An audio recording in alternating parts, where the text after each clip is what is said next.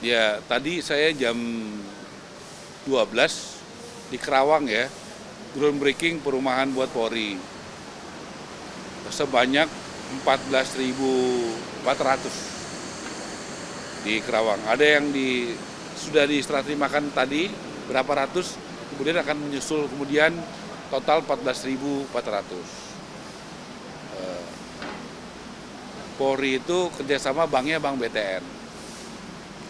Kemudian yang kedua,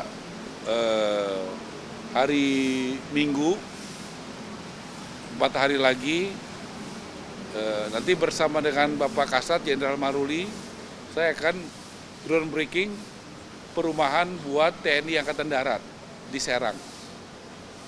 Sekitar 5.400 rumah.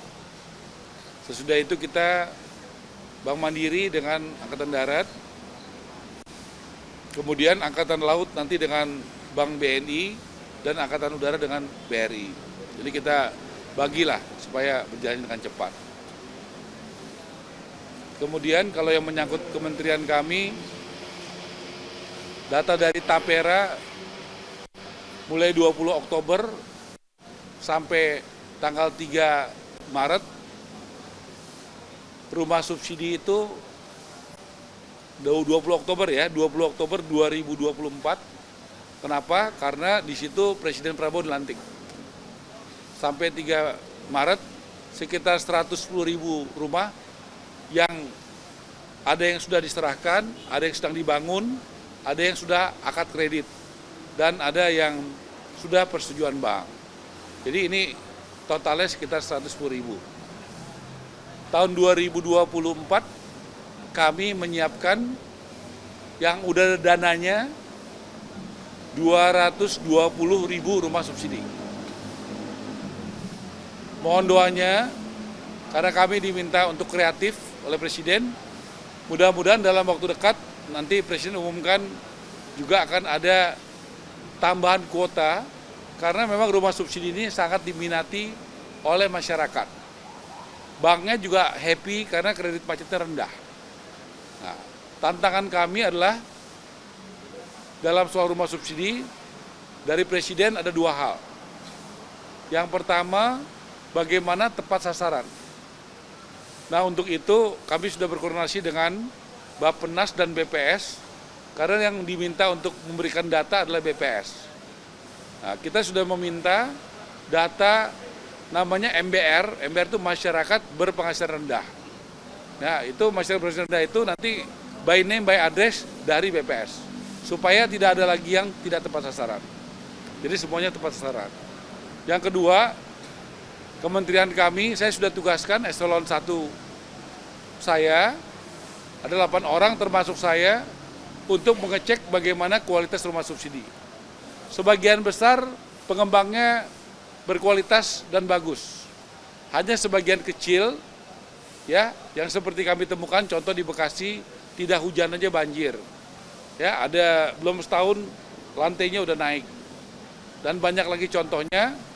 Ya, tentunya kita diminta untuk memastikan jangan nanti kuotanya meningkat tapi kualitasnya berkurang. Jadi rumah subsidi, perintah Presiden Prabowo juga harus tetap berkualitas. Kemudian kita selama ini kan biasa mendengarkan karpet merah buat investor. Nah, Presiden Prabowo selain buat investor, beliau justru juga mengutamakan karpet merah buat rakyat kecil, buat masyarakat berpenghasilan rendah. Buktinya apa? Buktinya PBG itu dulu IMB. PBG itu dulu bayar, sekarang gratis. Ya, persetujuan bangunan gedung.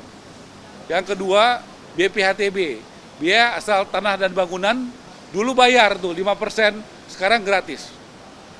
Yang ketiga, itu PPN di bawah 2 miliar gratis sampai bulan Juni ini. Kemudian itu yang tadi saya sebut 3 adalah yang tadinya bayar jadi gratis. Kemudian yang 1 yang tadinya lama jadi cepat adalah pengurusan PBG. Tadinya itu ngurus PBG 4-5 hari. Nah, kemudian saya sudah mengeluarkan kebijakan 10 hari harus selesai. Ternyata luar biasa, kita menemukan seperti di Sumedang, di Subang, di Kota Tangerang, itu bisa sekitar di bawah 1 jam. Bahkan sekitar 2 bulan lalu ya, atau sebulan lalu saya lupa, 2 bulan lalu, saya ke Badung dan ke Gianyar, itu di Badung 17 menit, di Gianyar 14 menit. Itu selesai. Nah, yang luar biasa tadi, waktu saya conference call dengan Kapolda Kalimantan Barat, ternyata di Pontianak itu sudah bisa sekitar 10 menit. Artinya apa? Sudah ada suatu hal yang sangat progresif dalam pelayanan publik di Indonesia. Yang tadinya ngurus izin untuk PBG untuk rumah itu 4-5 hari, di Pontianak sudah bisa 10 menit, di Bali sudah bisa 17 menit, di Jawa Barat rata-rata di bawah 1 jam. Dan gratis. Inilah yang disebut Presiden Prabowo memberikan karpet merah bagi rakyat kecil. Karena kebijakan ini hanya berlaku buat MBR. Apa itu MBR? Masyarakat berpenghasilan rendah. Artinya kalau dia berpenghasilan menengah dan atas, dia tetap harus bayar. Nah, ini yang saya sampaikan, dan mohon doanya nanti pada waktunya Presiden Prabowo akan menjelaskan bagaimana support dari negara kepada perumahan. Saya tahu, tapi nggak boleh saya ngomong ya. Nanti pada waktunya Presiden yang bicara, karena itu kejutan yang bagus sekali. Nanti deh ya, itu pokoknya Presiden Prabowo ya. Saya sudah sampaikan karena itu jumlahnya sangat signifikan. Yang bicara itu nanti pada waktunya Presiden Prabowo. Saya ini kan hanya pembantunya, ya hanya menteri ya. Jadi saya juga mesti tahu diri, itu bukannya porsinya saya. Nanti pada saatnya diomongin. No comment. Udah. Gimana? Kita tentu akan sama, kan kita selalu bekerja dengan BNPB. BNPB itu udah biasa kerja sama kita. Contoh, kita sama kepala BNPB itu sama-sama ke Flores Timur. Waktu Gunung Dewa Tobi laki-laki. Nanti di situ BNPB akan kasih masukan sama kita, rapat koordinasi. Biasanya kalau jumlahnya tidak terlalu besar, BNPB yang tanganin. Tetapi kalau jumlahnya besar, kami yang menangani. Nanti pemerintah daerah, kalau memang dibutuhkan besar, itu akan koordinasi. Pemerintah daerah, pemerintah pusat, dulu Menko-nya Pak Pratik yang nanganin. Nanti ada Menteri Keuangan, ada Menteri Sosial, ada PU, ada kami, untuk bisa bekerja sama. Nah, BNPB lagi bekerja, sudah diturunkan sana. Nanti biasanya kita akan rapat koordinasi berdasarkan hasil temuan dari BNPB. Kami pada dasarnya siap untuk bisa mensupport di daerah-daerah bencana. Ya, kami pada dasarnya siap, tapi saya katakan tadi, kalau jumlahnya tidak besar, perumahan yang dibutuhkan, pada umumnya BNPB itu menangani sendiri. Karena dia sudah punya sistem yang bagus. Kebetulan kan kepalanya sahabat saya, dia sudah punya sistem. Begitu dia besar, dia akan bekerja sama dengan kami. Gitu ya. Pak, soal SBN perumahan di pemerintah gimana Pak? SBN perumahan yang buat 3 juta rumah itu Pak? Ya, kita sampaikan tadi, kita nih ada 4 isu yang paling utama, 5 deh. Kalau perumahan itu nomor 1 adalah soal lahan. Lahan perumahan itu kita dapat dukungan banyak sekali. Dari BUMN, BUMN-nya ada 3. 1 kereta api, 2 Perumnas, 3 PTP. Yang kedua dari Seknek. Seknek dari mana?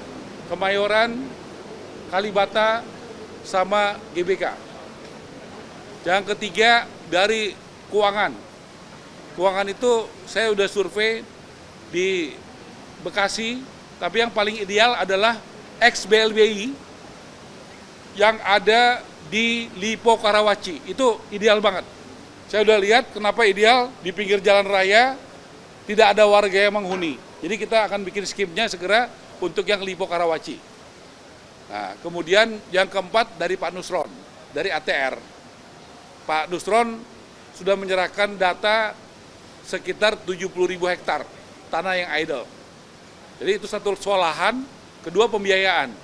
Nah, berkat kepercayaan publik yang begitu besar kepada Presiden Prabowo, juga internasional itu yang 3 yang udah datang, yaitu investor dari Qatar, dari UAE, dan dari Turki.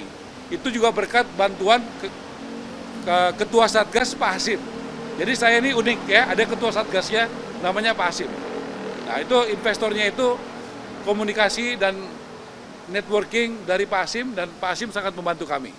Dengan Satgasnya ada Pak Boni Minang dan lain sebagainya. Kemudian yang ketiga adalah tepat sasaran, yang keempat adalah kualitas. Nah kualitas ini antara misalnya APBN, kemudian rumah subsidi, sampai kepada rakyat jembatannya apa, pengembang. Pengembang ini sangat menentukan kualitas daripada rumah subsidi itu. Ya, saya kasih contoh, ada pengembang yang bagus, rumahnya bagus, jalannya bagus, nggak banjir. Ada pengembang yang nggak bagus, ya banjir dan segala macamnya banyak kekurangan. Makanya penting sekali kita memilih pengembang yang benar. Udah ya, ada 4 poin. Oh ya, 5 tadi regulasi. Regulasi itu tadi yang saya katakan tadi, PBG, BPHTB, PPN, karena kita harus berpikiran selama ini kita hanya berpikir karpet merah bagi investor. Pak Prabowo perintahkan saya, Menteri PKP, buat kebijakan karpet merah bagi rakyat kecil. Nah, saya sudah buat tadi, 4 kebijakan tadi. Sejauh ini kan Indonesia belum punya regulasi pembatasan spekulasi lahan ya Pak. Jadi apakah kedepannya akan Ya, kita memang ada banyak sekali yang kita lagi perbaikan dan disiapkan lembaga. Contohnya nanti adalah undang-undangnya sudah ada, PP-nya sudah ada, tapi selama ini belum pernah dijalankan. Nanti akan saya jalankan, yaitu hunian rumah berimbang. Jadi satu pengembang itu, dia bangun rumah mewah 1, dia wajib membangun 2 rumah yang sedang, 3 rumah yang sederhana. Itu selama ini sudah ada aturannya, tapi belum dilakukan. Doain, ya mudah-mudahan tidak terlalu lama lagi badannya dibentuk, ya karena itu mesti ada badannya, dan kita akan lakukan itu bagaimana undang-undang